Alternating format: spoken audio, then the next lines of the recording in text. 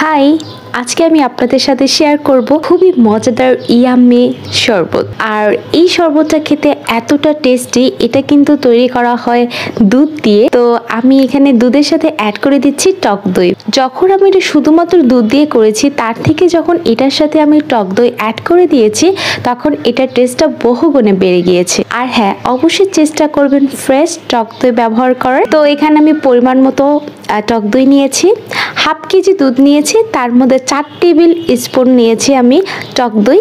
এরপর কিছু পরিমাণ মোস্ট ডিমান্ডেবল কাজু বাদাম অ্যাড করে দিয়েছি। মোস্ট ডিমান্ডেবল বললাম এই কারণে, বাজারে কিন্তু চড়া দামে বিক্রি হচ্ছে কাজু বাদাম। তারপরে অ্যাড করে দিচ্ছি রুয়াবজা, আর এর সাথে অ্যাড করে দিচ্ছি পরিমাণ মতো চিনি। তো ফার্স্টে হচ্ছে আমি একটু ব্লেন্ড করে নিব, তারপরে আমি এর সাথে আবারও রুয়াবজা অ্যাড করে দিব এবং অ্যাড করে দিব গুঁড়ো দুধ। কারণ এখানে আমি দেখলাম যে কালারটা পারফেক্ট আসেনি, এর জন্য অল্প পরিমাণ ফার্স্টে অ্যাড করে দিয়ে তারপরে আবারও হচ্ছে রুয়াবজা অ্যাড করে দিয়ে ব্লেন্ড করে নিতে হবে, তাহলে এটার পারফেক্ট কালারটা বোঝা যাবে। তো আবারও ব্লেন্ড করে নিয়ে এখন হচ্ছে আমি সার্ভ করে নিচ্ছি। উপর থেকে আমি কিছু পেস্তা বাদাম আর কিছু কাঠবাদাম দিচ্ছি, এটা জাস্ট গার্নিশিং এর জন্য। এটা দিলেও হবে, না দিলেও হবে, তবে খেতে কিন্তু ভালোই লাগে। আর একটা খাবার দেখতে ভালো লাগলেই তো অনেক বেশি ভালো লাগে, তাই না? তো অবশ্যই এটা ফ্রিজে ঠান্ডা করে তারপরেই খাবেন, তাহলে এটার আসল টেস্টটা বুঝতে পারবেন। আর হ্যাঁ, অবশ্যই এটা বাসায় তৈরি করে দেখবেন, আশা করছি নিরাশ হবেন না। বাসার সবাইকে নিয়ে একসাথে খাবেন।